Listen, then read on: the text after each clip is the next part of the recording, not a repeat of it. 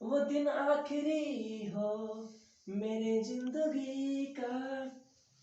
Hello my dear students, तो हम आ गए हैं रिफ्लेक्शन ऑफ लाइट का पार्ट 4 लेकर, जो कि आप आज का जो टॉपिक का नाम है उसका नाम है sign convention for spherical mirror. यानी आज जो हमारा टॉपिक है इसका नाम है sign convention for spherical mirror. बाबू सबसे पहले आपको बता दें कि साइन कन्वेंशन हमारे लिए पढ़ना इंपॉर्टेंट क्यों है, क्योंकि जब तक आप इसकी इंपॉर्टेंस को नहीं समझिएगा आपके अंदर एक इंटरेस्ट डेवलप नहीं होगा और आपको फील नहीं आएगा, जिसकी वजह से आप उस सब्जेक्ट के उस टॉपिक से नफरत करने लगिएगा और धीरे धीरे आपका इंटरेस्ट लेवल खत्म हो जाएगा और आप लुलिया से प्यार करने लगिएगा। हम नहीं चाहते कि आप लुलिया से प्यार करें, हम चाहते हैं कि आप सिर्फ और सिर्फ साइंस से प्यार करें। तो चलिए सबसे पहले बता दें कि साइन कन्वेंशन हमारे लिए पढ़ना क्यों इंपॉर्टेंट है। जैसे लैला के बिना मजनू अधूरा है, ठीक है, राजा के बिना रानी अधूरी है और वाईफाई के बिना हॉटस्पॉट और संजीत सर के बिना साइंस अधूरा है। सेम वैसा ही याद रखिएगा, साइन कन्वेंशन के बिना न्यूमेरिकल अधूरा है।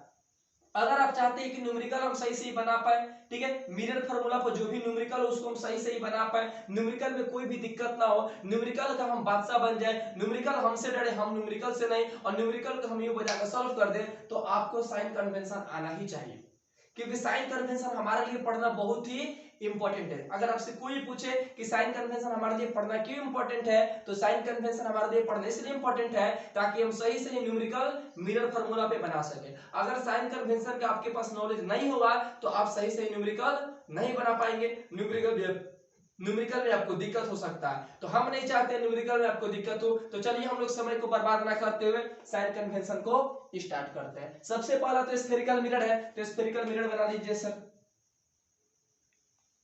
ये हमारा स्फेरिकल मिरर हो गया। ये हमारा क्या होता है वो प्रिंसिपल एक्सिस, हम लोग ऑलरेडी पढ़ चुके हैं कि ये हमारा स्फेरिकल मिरर है, ये हमारा प्रिंसिपल एक्सिस। यहाँ पे क्या होगा सर, तो यहाँ पोल होगा, यहाँ पे क्या होगा बाबू फोकस, यहाँ पे क्या होगा सेंटर ऑफ कर्वेचर होगा। कोई दिक्कत देखो बाबू, साइन कन्वेंशन में जो भी बात बताएंगे ना हर एक बात याद रखिएगा, क्योंकि कहीं ना कहीं वो बहुत ज्यादा इंपॉर्टेंट है। और जब आप न्यूमेरिकल बनाइएगा मिरर फार्मूला पे जब न्यूमेरिकल बनाइएगा तो आपको हर पल साइन कन्वेंशन याद दिलाएगा कि हम तुम्हारे लिए ही बने हैं सनम, हम तुम्हारे लिए ही बने हैं सनम, हम बहुत इंपॉर्टेंट है। अगर आप साइन कन्वेंशन यहाँ मन से नहीं पढ़ते हैं, साइन कन्वेंशन में ध्यान नहीं देते हैं, तो जब आप मिरर फार्मूला पर न्यूमेरिकल बनाइएगा तो साइन कन्वेंशन आपको याद दिलाएगा कि हम तुम्हारे लिए इंपॉर्टेंट है, तुम हमको बर्बाद कर दिया, हम तुम्हें बर्बाद कर दे कि हम बर्बाद होना चाहते हैं। ठीक है, याद रखिएगा हम बर्बाद होना नहीं चाहते हैं। तो सबसे पहला चीज वो हर एक बात इसमें याद रखिएगा। Point number one, all the distance measure from pole, यानी जितना भी डिस्टेंस होगा ना वो पोल से मेजर करेंगे। यानी पॉइंट नंबर 1 याद रखिएगा कि all the distance measure from pole, यानी इसमें जितना भी डिस्टेंस होगा वो हम लोग पोल से मेजर करेंगे। जितना भी distance, all the distance measure from pole, यानी सारे डिस्टेंस को पोल से मेजर करेंगे, याद रखिएगा। अब देखो अब एक चीज बता दें कि पोल के लेफ्ट से जितना भी वैल्यू होगा, पोल के लेफ्ट से जितना ही वैल्यू होगा वो सारे वैल्यू निगेटिव में होगा। पोल के लेफ्ट से जितना ही वैल्यू होगा वो सारा वैल्यू निगेटिव में होगा। पोल के राइट से जितना भी वैल्यू होगा वो टोटल पॉजिटिव में होगा, याद रखिएगा। पोल के लेफ्ट साइड निगेटिव में होगा और पोल के राइट साइड पॉजिटिव में वैल्यू होगा। अब ये हमारा प्रिंसिपल एक्सिस है बाबू, प्रिंसिपल एक्सिस से ऊपर जितना भी वैल्यू होगा ये टोटल वैल्यू पॉजिटिव में होगा, और प्रिंसिपल एक्सिस से नीचे जितना भी वैल्यू होगा वो टोटल नेगेटिव में होगा, याद रखिएगा। यानी all the distance measure from pole, pole से हम लोग मेजर करते हैं, पोल के लेफ्ट साइड वैल्यू नेगेटिव में होगा, पोल के राइट साइड वैल्यू पॉजिटिव में होगा, और ये प्रिंसिपल एक्सिस के ऊपर पॉजिटिव और प्रिंसिपल एक्सिस के नीचे नेगेटिव। अब बोलिएगा सर ये तो साइन कन्वेंशन तो बिल्कुल कोऑर्डिनेट ज्योमेट्री जैसा है। बिल्कुल है, ठीक है। अब देखो याद रखिएगा, ये मान लीजिए हमारा ऑब्जेक्ट है, ये हमारा ऑब्जेक्ट है, तो ऑब्जेक्ट से लेकर और पोल के बीच के जो डिस्टेंस होता है, ऑब्जेक्ट से लेकर पोल के बीच के जो डिस्टेंस होता है इसको हम लोग बोलते हैं ऑब्जेक्ट डिस्टेंस, याद रखिएगा, ऑब्जेक्ट डिस्टेंस। और ऑब्जेक्ट डिस्टेंस को हम लोग यू से डिनोट करते हैं, स्मॉल यू से रिप्रेजेंट करते हैं। यानी ऑब्जेक्ट, ये ऑब्जेक्ट मान लीजिए ऑब्जेक्ट को हम सी से पीछे रखें, बियॉन्ड सी, ठीक है। कल केस भी पढ़ाए थे आप लोग, उसमें बताए थे कि ऑब्जेक्ट को सी से पीछे रखेंगे तो इमेज कहां बनता था, सी और एफ के बीच में। ये इमेज हुआ, ये ऑब्जेक्ट हुआ। तो ऑब्जेक्ट से लेके पोल के बीच के जो डिस्टेंस उसको ऑब्जेक्ट डिस्टेंस बोलते हैं, स्मॉल यू से डिनोट करते हैं। और एक बात याद रखिएगा, ऑब्जेक्ट डिस्टेंस हमेशा नेगेटिव में होता है, ऑब्जेक्ट डिस्टेंस हमेशा निगेटिव है। क्यों सर? क्योंकि ऑब्जेक्ट को हम लेफ्ट साइड रखते हैं ना, ये ऑब्जेक्ट है और ये पोल है, पोल के लेफ्ट साइड वैल्यू निगेटिव में होता है ना, तो object distance always be in negative, यानी ऑब्जेक्ट डिस्टेंस हमेशा निगेटिव में होगा। अब ये देखो, अब इमेज है, ये क्या है जी? इमेज। इमेज से लेके पोल के बीच का जो डिस्टेंस होगा, इमेज से लेके पोल के बीच का जो डिस्टेंस होगा, इसको हम लोग बोलेंगे इमेज डिस्टेंस। इमेज डिस्टेंस, जिसको हम लोग v से रिप्रेजेंट करते हैं। याद रखिएगा, पोल से लेकर इमेज के बीच का जो डिस्टेंस होगा, अभी आपको पहले ही बता चुके हैं कि all the distance measure from pole, यानी हर डिस्टेंस यहाँ पोल से मेजर करेंगे, तो पोल से लेकर इमेज के बीच का डिस्टेंस को बोलेंगे इमेज डिस्टेंस, और इमेज डिस्टेंस को हम लोग डिनोट करेंगे v से। याद रखिएगा, ठीक है। अब देखो, अब इमेज डिस्टेंस जो है ना, ये अगर इस साइड बना है तो निगेटिव। एक केस ऐसा था कि जब पोल और फोकस के बीच में रखते थे तो इमेज बनता था बिहाइंड द मिरर, यानी इमेज बनता था ऊपर, यानी इमेज जो डिस्टेंस है, ठीक है, वो निगेटिव में भी हो सकता है, क्योंकि लेफ्ट साइड ही बनता है और इमेज राइट साइड ही बनता है, तो इमेज डिस्टेंस पॉजिटिव भी हो सकता है और निगेटिव भी हो सकता है, याद रखिएगा। अब देखो, अब हम बात करें अगर ऑब्जेक्ट की हाइट की, ये क्या हुआ? ऑब्जेक्ट और ऑब्जेक्ट का हाइट प्रिंसिपल एक्सिस ऊपर है ना, तो एचओ, एचओ मतलब मान लीजिए हाइट ऑफ ऑब्जेक्ट, ठीक है, हाइट ऑफ ऑब्जेक्ट, तो हाइट ऑफ ऑब्जेक्ट पॉजिटिव में होगा। क्यों सर? क्योंकि प्रिंसिपल एक्सिस से ऊपर है। अगर हम एचआई की बात करें, एचआई मतलब हाइट ऑफ इमेज, तो हाइट ऑफ इमेज यहां पर भी है, और हाइट ऑफ इमेज अगर यहाँ पोल और फोकस के बीच में किसी ऑब्जेक्ट को रखते हैं तो इमेज बिहाइंड द मिरर बनता है, यानी इमेज का हाइट ऊपर होगा, यानी इमेज का हाइट जो होगा पॉजिटिव निगेटिव दोनों में हो सकता है। एक चीज नोटिस कीजिए, ऑब्जेक्ट वाला ऑब्जेक्ट डिस्टेंस की बात करें तो निगेटिव में होगा, ऑब्जेक्ट की हाइट की बात करें, ऑब्जेक्ट का हाइट की बात करें तो पॉजिटिव में होगा, लेकिन इमेज डिस्टेंस की बात करें, चाहे इमेज की हाइट की बात करें, ये पॉजिटिव निगेटिव दोनों में होगा, मतलब इमेज वाला दोनों में होगा, पॉजिटिव निगेटिव। ऑब्जेक्ट अगर डिस्टेंस होगा तो निगेटिव, ऑब्जेक्ट की हाइट की बात करेंगे पॉजिटिव, लेकिन अगर कोई पूछे कि इमेज डिस्टेंस, पॉजिटिव निगेटिव दोनों होगा, इमेज का हाइट क्या होगा? पॉजिटिव निगेटिव दोनों में होगा। कोई दिक्कत? यानी देखो, इसका कहने का मतलब है कि अगर आपके बुक में ऑब्जेक्ट डिस्टेंस दिया है 15 सेंटीमीटर, ठीक है, ऑब्जेक्ट डिस्टेंस दिया है 15 सेंटीमीटर, तो कोई भी मिरर हो, चाहे वो कनकेव मिरर हो या कन्वेक्स मिरर हो, कोई भी मिरर हो, ऑब्जेक्ट डिस्टेंस हमेशा निगेटिव में होगा। अगर आपके बुक में 15 सेंटीमीटर दिया है तो आप लिखेगा u इक्वल टू -15 सेंटीमीटर, यानी ऑब्जेक्ट डिस्टेंस हमेशा निगेटिव में होगा। ऑब्जेक्ट डिस्टेंस अगर 15 सेंटीमीटर दिया है तो आपको -15 सेंटीमीटर लिखना पड़ेगा, याद रखिएगा। थोड़ा सा प्यार हुआ, थोड़ा है बाकी। अब देखो, अब याद रखिएगा कि अगर कनकेव मिरर का फोकल लेंथ हो, अगर कनकेव मिरर का फोकल लेंथ हो, कनकेव मिरर का फोकल लेंथ, अगर कनकेव मिरर का फोकल लेंथ हो तो वो निगेटिव में होगा। क्यों सर? क्योंकि कनकेव मिरर का फोकल लेंथ क्या होता है? उसके लेफ्ट साइड होता है, तो कनकेव मिरर का फोकल लेंथ होगा तो निगेटिव में होगा, लेकिन वही अगर कन्वेक्स मिरर का फोकल लेंथ हो तो कन्वेक्स मिरर का फोकल लेंथ पॉजिटिव होगा, याद रखिएगा। यानी कोई भी अगर आपसे पूछे कि कनकेव मिरर का फोकल लेंथ किस में होगा, तो निगेटिव में होगा। कनकेव मिरर का फोकल लेंथ निगेटिव में होगा और कन्वेक्स मिरर का फोकल लेंथ किस में होगा? ऑलवेज भी पॉजिटिव, हमेशा पॉजिटिव में होगा। यहाँ बहुत बच्चों को कंफ्यूजन होता है, तो आपको कंफ्यूजन के लिए बता दें कि कनकेव, कन्वेक्स, कन्वेक्स के लास्ट में देखिए एक्स, एक्स, एक्स ऐसे है तो एक्स को ऐसे नहीं बना सकते, एक्स माने का प्लस, ठीक है, यानी कन्वेक्स का फोकल लेंथ हमेशा प्लस में होगा। और बच गया कनकेव, तो कनकेव का फोकल लेंथ माइनस में होगा, यानी कन्वेक्स वाला याद रखिए, कन्वेक्स का फोकल लेंथ, कन्वेक्स लास्ट में एक्स है, एक्स माने प्लस बना दीजिए, जब प्लस बन जाएगा तो क्या हो जाएगा? पॉजिटिव। तो कन्वेक्स का फोकल लेंथ अगर पॉजिटिव तो कनकेव का फोकल लेंथ किस में होगा? निगेटिव में होगा। तो याद रखिएगा, अगर ऑब्जेक्ट डिस्टेंस की बात करें तो ऑब्जेक्ट डिस्टेंस हमेशा निगेटिव होगा, कोई भी मिरर हो, चाहे वो कनकेव मिरर या कन्वेक्स मिरर हो। अगर ऑब्जेक्ट की हाइट की बात करें, ऑब्जेक्ट की हाइट की बात करें, ऑब्जेक्ट की हाइट की बात करें, ठीक है, तो हमेशा पॉजिटिव में होगा, क्योंकि प्रिंसिपल इससे ऊपर होता है। इमेज डिस्टेंस की बात करें तो पॉजिटिव निगेटिव दोनों होगा, इमेज की हाइट की बात करें तो पॉजिटिव निगेटिव दोनों होगा। कनकेव मिरर का फोकल लेंथ बोले तो निगेटिव में होगा, कन्वेक्स मिरर का फोकल लेंथ बोले तो पॉजिटिव में होगा, याद रखिएगा। थोड़ा सा प्यार हुआ है, थोड़ा है बाकी।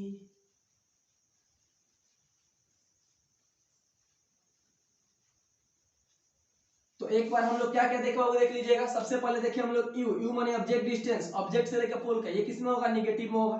भी, भी मतलब क्या होता है? वो इमेज डिस्टेंस किस में होगा? पॉजिटिव निगेटिव दोनों में होगा। एचओ यानी हाइट ऑब्जेक्ट, ऑब्जेक्ट का हाइट पॉजिटिव में होगा। एच आई यानी height of image positive negative दोनों होगा। कनकेव का फोकल लेंथ हो, कनकेव मिरर का फोकल लेंथ तो निगेटिव में होगा। कन्वेक्स मिरर का अगर फोकल लेंथ हो तो पॉजिटिव होगा, याद रखिएगा। इतना सारा चीज याद रखिएगा, ठीक है। ये साइन कन्वेंशन में इंपॉर्टेंट है। अब तो तेरे जिए तो जिए कैसे, हाय बिन आपके। देखो अब हम लोग पढ़ेंगे मिरर फार्मूला। मिरर फार्मूला यानी कोई भी अगर आपसे बोलता है, कोई भी अगर आपसे बोलता है कि मिरर फार्मूला क्या होता है, अगर कोई भी आपसे बोलता है, सॉरी गाइज वहां दिखाई नहीं दे रहा ड्यू टू रिफ्लेक्शन, और हम लोग चैप्टर ही पढ़ रहे हैं रिफ्लेक्शन ऑफ लाइट। अब हम लोग पढ़ेंगे बाबू मिरर फार्मूला। मिरर फार्मूला क्या होता है सर? अगर आपसे कोई बोले कि मिरर फार्मूला का डिफिनेशन क्या होता है सर, तो सबसे पहले बाबू बता दें कि मान लीजिए कि हम लोग 3 लोग हैं, हम हैं, आप हैं और आपके दोस्त हैं। हम तीनों में कैसा रिलेशन है, ठीक है, टीचर एंड स्टूडेंट का रिलेशन है, ठीक है, रिलेशनशिप है, रिलेशनशिप बाबू। उसी तरह वैसा फार्मूला जो ऑब्जेक्ट डिस्टेंस, ऐसे लिख दीजिए 1/v + 1/u = 1/f, यानी वैसा फार्मूला जो ऑब्जेक्ट डिस्टेंस, इमेज डिस्टेंस और फोकल लेंथ तीनों के बीच में क्या बतलाता है, रिलेशनशिप बतलाता है, उसको बोलते हैं मिरर फार्मूला। तो कोई भी अगर आपसे बोलता है कि मिरर फार्मूला का डिफिनेशन बताओ, तो ये मत बोल देना 1/v + 1/u = 1/f, वो तो उसका मैथमेटिकल फार्मूला है। अगर आपसे कोई बोले कि डिफिनेशन बताओ, तो बोलना कि those formula which give relationship between object distance, image distance and its focal length is known as mirror formula. यानी वैसा फार्मूला जो ऑब्जेक्ट डिस्टेंस, इमेज डिस्टेंस और फोकल लेंथ तीनों के बीच में क्या बतलाता है, रिलेशनशिप बतलाता है, उसको बोलते हैं मिरर फार्मूला। कैसा रिलेशनशिप होता है सर? तो 1/v + 1/u = 1/f, यानी मिरर फार्मूला है 1/v + 1/u = 1/f। बाबू इसको याद करने का ट्रिक भी है, v से भुवरी, v से भुवरी, u से उनके पर और f से फिदा बिया। भुवरी उनके पर फिदा बिया, भुवरी उनके पर फिदा बिया। बताइए भुवरी उनके पर कब फिदा होगी? जब वो सिंगल होंगे तब ना फिदा होगी। बताइए कि आप किसी पे फिदा होते हैं कब? जब वो सिंगल होती है तब, ठीक है। तो भुवरी उनके पर फिदा बिया, तो फिदा कब होगी? जब सिंगल होगी तब। यानी अगर मान लीजिए आपको मिरर फार्मूला याद नहीं है तो शॉर्ट, एकदम शॉर्टकट में से लिखिएगा, भुवरी उनके पर फिदा बिया। अब उनका से जुड़े का चाहती है नो, माने उनसे जुड़ना चाहती है तो प्लस, ठीक है। अब भुवरी उनके पर कब फिदा होगी? जब सिंगल होगी तब ना, तो सिंगल सिंगल सिंगल, यानी यही हुआ हमारा मिरर फार्मूला की भुवरी उनके पर फिदा बिया। भोजपुरी वर्ड है, इन भोजपुरी वर्ड्स। तो ये हमारा मिरर फार्मूला था। अगर कोई भी आपसे पूछे मिरर फार्मूला बता दीजिएगा कि वैसा फार्मूला जो u माने ऑब्जेक्ट डिस्टेंस, v मतलब इमेज डिस्टेंस और f माने फोकल लेंथ, वैसा फार्मूला जो ऑब्जेक्ट डिस्टेंस, इमेज डिस्टेंस और फोकल लेंथ तीनों के बीच में क्या बतलाता है जी, रिलेशनशिप बतलाता है, उसको हम लोग मिरर फार्मूला बोलते हैं, ठीक है। अब देखो अब हम लोग पढ़ेंगे मैग्निफिकेशन। थोड़ा सा प्यार हुआ, थोड़ा सा बाकी है। अब हम लोग पढ़ेंगे बाबू मैग्निफिकेशन। अब देखिएगा मैग्निफिकेशन क्या होता है। मैग्निफिकेशन क्या होता है तो बहुत आसान है, बहुत आसान है। सबसे पहले मैग्निफिकेशन का फार्मूला याद रखिए। मैग्निफिकेशन का फार्मूला होता है height of image by height of object, यानी मैग्निफिकेशन का फार्मूला होता है height of image by height of object. एक बात याद रखिएगा कि जब ऊपर और नीचे दोनों सेम हो, जब ऊपर नीचे, ऊपर भी हाइट नीचे भी हाइट, हाइट सेम है ना, तो इस लाइन के लिए वर्ड यूज करते हैं द रेशियो।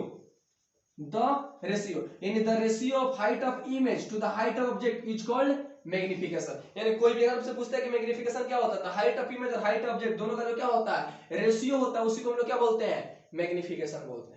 तो कोई भी अगर आपसे बोले कि मैग्निफिकेशन क्या है, the ratio of height of image to the height of object is called magnification.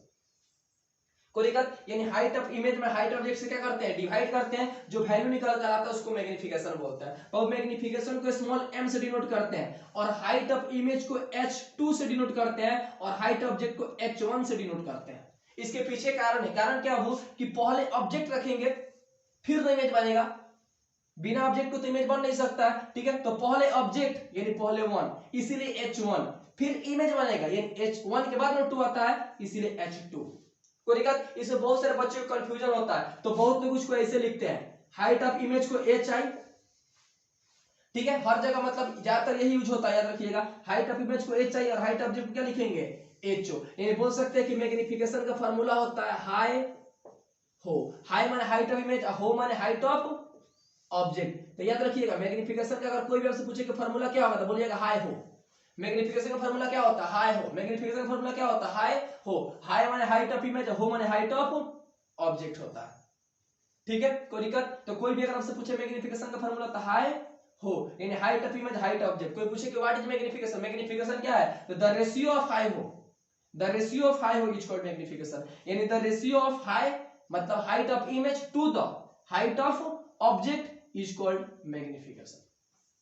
तो याद रखिएगा बाबू, कोई भी अगर आपसे पूछे कि मैग्निफिकेशन का फार्मूला बताओ, ठीक है, तो बोल दीजिएगा सिंपल कि m इज माने m इक्वल टू हाई हो। कोई पूछेगा डिफिनेशन तो इसी से बन जाएगा, द रेशियो, इस लाइन के लिए वर्ड यूज करेगा, the ratio of height of image to the height object is called magnification. आपको बता दें कि मैग्निफिकेशन का एक और फार्मूला होता है minus v by you. Magnification का एक और फार्मूला होता है minus v by u. v मतलब इमेज डिस्टेंस और u मतलब ऑब्जेक्ट डिस्टेंस। यानी यहां से देखा जाए तो मैग्निफिकेशन का दो फार्मूला निकल गया, एक हाई बाई हो और एक माइनस v बाई यू। यानी हाई हो भुवरी उनके पर m से मार दिया, हाई हो भुवरी उनके पर मारे दिया। यानी मैग्निफिकेशन का दो फार्मूला, हाई हो भुवरी उनके पर मारे दिया। अब भुवरी मार रही है तो भुवरी माइनस में हो जाएगी, तो माइनस लगा दीजिए। तो याद रखिएगा वो हाई हो भुवरी उनके मारे दिया। मैग्निफिकेशन का दो फार्मूला होता है, हाई हो और एक m equal to minus v by u. v मतलब इमेज डिस्टेंस, u मतलब ऑब्जेक्ट डिस्टेंस। कोई दिक्कत? अब देखो अब आगे, अब आपको बता दे मैग्निफिकेशन के 5 केस पढ़ाएंगे। केस नंबर 1 कि अगर मैग्निफिकेशन का वैल्यू 1 हो, इसमें केस नंबर 1 मैग्निफिकेशन का 5 केस है, ठीक है। केस नंबर 1 कि अगर मैग्निफिकेशन का वैल्यू 1 है, अगर मैग्निफिकेशन का वैल्यू 1 है, इसका मतलब जितना बड़ा ऑब्जेक्ट है उतना ही बड़ा इमेज है। यानी याद रखिएगा मैग्निफिकेशन का वैल्यू अगर 1 है तो जितना बड़ा ऑब्जेक्ट उतना बड़ा इमेज। अगर मैग्निफिकेशन का वैल्यू 1 से छोटा है, अगर मैग्निफिकेशन का वैल्यू 1 से छोटा है तो इसका मतलब इमेज भी छोटा है, ठीक है। यानी मैग्निफिकेशन का वैल्यू 1 से छोटा तो इमेज क्या होगा? छोटा होगा। केस नंबर 2 था ये। केस नंबर 3 अगर मैग्निफिकेशन का वैल्यू 1 से ज्यादा है, अगर मैग्निफिकेशन का वैल्यू 1 से ज्यादा आएगा तो इमेज क्या होगा? वो बड़ा बनेगा। इमेज क्या बनेगा? बड़ा बनेगा। अब अगर मैग्निफिकेशन का वैल्यू निगेटिव में है, निगेटिव लोग, गंदे लोग, ठीक है, गंदे लोग माने आर एंड आई, ठीक है। यानी अगर मैग्निफिकेशन का वैल्यू निगेटिव है तो इमेज कैसा बनेगा? रियल एंड इन्वर्टेड बनेगा, ठीक है। अब देखो अगर मैग्निफिकेशन का वैल्यू पॉजिटिव में है तो इमेज जो बनेगा वो बनेगा वर्चुअल एंड इरेक्ट बनेगा। तो ये 5 केस याद रखिएगा। अगर मैग्निफिकेशन का वैल्यू 1, इसका मतलब जितना बड़ा ऑब्जेक्ट उतना बड़ा इमेज। अगर मैग्निफिकेशन का वैल्यू 1 से कम तो इमेज छोटा। अगर मैग्निफिकेशन का वैल्यू 1 से ज्यादा तो इमेज बड़ा बनेगा। मैग्निफिकेशन का वैल्यू नेगेटिव में हो तो रियल इन्वर्टेड इमेज होगा। मैग्निफिकेशन का वैल्यू पॉजिटिव में हो तो वर्चुअल इरेक्ट इमेज होगा। इस पर क्वेश्चन कैसे पूछता आपको बता दें हम। पूछेगा कि मैग्निफिकेशन का वैल्यू 1 है, बताइए कौन सा मिरर है, कौन सा मिरर है। और मैग्निफिकेशन का वैल्यू 1 है, इसका मतलब जितना बड़ा ऑब्जेक्ट उतना बड़ा इमेज, और जितना बड़ा ऑब्जेक्ट उतना बड़ा इमेज एक ही मिरर बना सकता है, प्लेन मिरर, ठीक है। तो लिखिएगा प्लेन मिरर है। अगर मैग्निफिकेशन का वैल्यू 1 से कम है, इसका मतलब इमेज छोटा बनेगा, और इमेज छोटा बनेगा तो कौन सा मिरर हो सकता है? कॉनकेव मिरर होगा, यानी कॉनकेव मिरर है। इस तरह क्वेश्चन देगा घुमाकर, पूछेगा अगर मैग्निफिकेशन का वैल्यू 1 से ज्यादा है, 1 से ज्यादा है, ठीक है। अगर मैग्निफिकेशन का वैल्यू 1 से ज्यादा है, इसका मतलब क्या हुआ? इसमें उल्टा बोल दिए थे। इसमें मैग्निफिकेशन का वैल्यू 1 से अगर कम है तो इमेज छोटा बनेगा, इमेज छोटा बनेगा तो कन्वेक्स मिरर होगा, ठीक है। अगर मैग्निफिकेशन का वैल्यू 1 से ज्यादा है, इसका मतलब इमेज बड़ा बनेगा, और इमेज बड़ा कौन बना सकता है? तो कनकेव मिरर, इसमें कनकेव मिरर होगा। तो याद रखिएगा वो अगर मैग्निफिकेशन का वैल्यू 1 आता है, इसका मतलब जितना बड़ा ऑब्जेक्ट उतना बड़ा इमेज, प्लेन मिरर है। अगर मैग्निफिकेशन का वैल्यू 1 से कम आएगा, इमेज छोटा, और इमेज छोटा कौन बनाएगा? कन्वेक्स मिरर होगा। अगर मैग्निफिकेशन का वैल्यू 1 से ज्यादा होगा तो इमेज बड़ा बनेगा, और इमेज बड़ा बनेगा यहाँ पर तो कनकेव मिरर होगा। याद रखिएगा, इस तरह से एग्जाम में क्वेश्चन पूछता है। यानी अभी तक हम लोग पढ़ चुके हैं साइन कन्वेंशन, फिर मिरर फार्मूला, फिर मैग्निफिकेशन पढ़ चुके हैं। यहां से आपका चैप्टर क्या होता है? द एंड होता है। एक चैप्टर में आपके लिए सिर्फ न्यूमेरिकल लेकर आएंगे, एक मतलब वीडियो लेकर आएंगे, एक वीडियो लेकर आएंगे, ठीक है, एक लेक्चर लेकर आएंगे जिसमें सिर्फ आपको ये मिरर फार्मूला पे बेस्ड न्यूमेरिकल करवाएंगे, मैग्निफिकेशन, ये सारे चीज पे आपको न्यूमेरिकल करवाएंगे, कनकेव मिरर, कन्वेक्स मिरर से रिलेटेड, जिससे आपको और कांसेप्ट में क्लियरिटी मिलेगा। यहाँ तक हमारे फुल चैप्टर क्या हुआ, वो खत्म हुआ। मेरा पार्ट 1 है, पार्ट 2, पार्ट 3 और ये पार्ट 4 है। चारों को एकदम अच्छी तरीके से देखिएगा, अच्छी तरीके से देखिएगा तो उम्मीद करते हैं कि आपको अगले कहीं भी वीडियो पर जाने की जरूरत तो नहीं पड़ेगा, क्योंकि फुल डिटेल के साथ हम क्या किए हैं, चैप्टर को पढ़ा है रिफ्लेक्शन ऑफ लाइट को। अगला जो हमारा वीडियो आएगा, ठीक है, वो रिफ्लेक्शन ऑफ लाइट पे होगा, ठीक है। और फिर हम एक न्यूमेरिकल बनाएंगे इस साइन का मतलब मैग्निफिकेशन पे, मिरर फार्मूला पे, सब पे एक न्यूमेरिकल बनाएंगे। और फिर हमारा जो कल वीडियो आएगा उस रिफ्लेक्शन ऑफ लाइट पे आएगा। तो आज के एपिसोड में इतना ही, फिर मिलते हैं कल। Bye guys.